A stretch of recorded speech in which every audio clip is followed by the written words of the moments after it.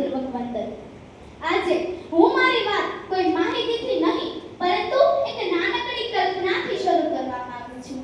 કલ્પના કરો કે કોઈ નાનકડું બાળક પોતાના પિતાને પૂછે કે પપ્પા, દર વર્ષે 15મી ઓગસ્ટે આપણે ધ્વજને સલામ કેમ કરીએ છીએ?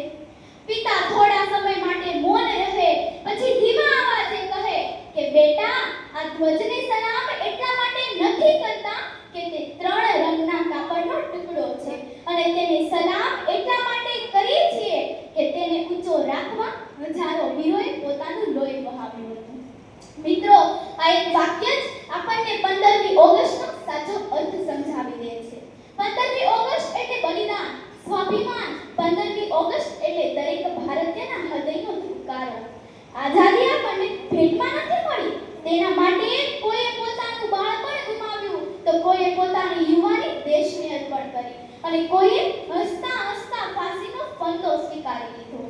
માત્ર 23 વર્ષની ઉંમરે શહીદ ભગતસિંહ હસતા હસતા કહેતા હતા કે મને મારા મૃત્યુનો ડર નથી, કારણ કે મારા પછી હજારો ભગતસિંહ જન્મ લેશે।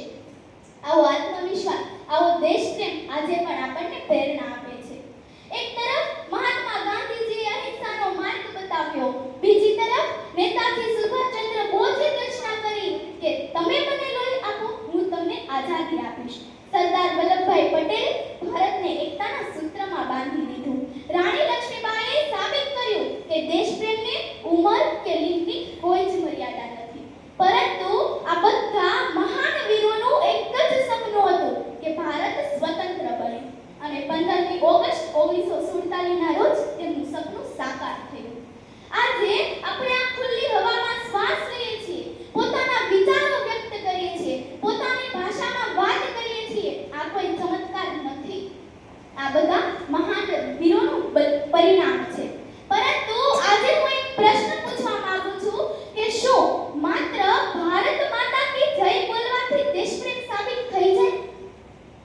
ના, દેશપ્રેમ ત્યારે સાબિત થાય છે જ્યારે આપણે ઈમાનદારીથી અભ્યાસ કરીએ, દેશને સ્વચ્છ રાખીએ, દેશના કાયદાનું પાલન કરીએ, કોઈની વચ્ચે ભેદભાવ ન રાખીએ, વૃક્ષો વાવીએ, માતા-પિતા અને શિક્ષકોનું સન્માન કરીએ।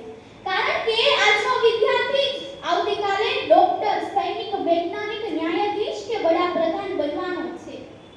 મિત્રો, તિરંગાના 3 રંગો માત્ર રંગ જ નથી, તે આપણા જીવનના 3 મહાન સંદેશ છે।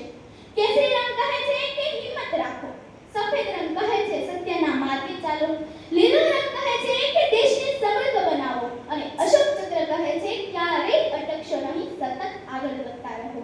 મિત્રો, આજે આપણે સૌ એક સંકલ્પ કરીએ કે અમે સારા નાગરિક બનીશું, અમે દેશના ગૌરવમાં વધારો કરીશું, અમે એવી સફળતાઓ મેળવીશું કે જ્યારે દુનિયા આપણું નામ પૂછે ત્યારે ગર્વથી કહી શકીએ કે હું ભારતીય છું। બસ અંતમાં હું બે પંક્તિ સાથે મારી વાત પૂર્ણ કરું છું કે મને ગર્વ છે કે હું આ ભારતની ધરતી પર જન્મી છું। મને ગર્વ છે કે હું આ ભારતની ધરતી પર જન્મી છું। આ માટીની સુગંધ મારા જીવનનો અભિમાન છે। મારો ધર્મ, માનવતા, મારી ઓળખ ભારતીય, અને મારો સૌથી મોટો ગર્વ મારો ભારત, મારો હિન્દુસ્તાન છે। આ માટીની સુગંધમાં છે ભારત, તિરંગાની શાનમાં છે ભારત। માટીની સુગંધમાં છે ભારત, તિરંગાની શાનમાં છે ભારત। શહીદોના બલિદાનથી મળેલું પરિણામ આપણા દરેક શ્વાસમાં છે ભારત,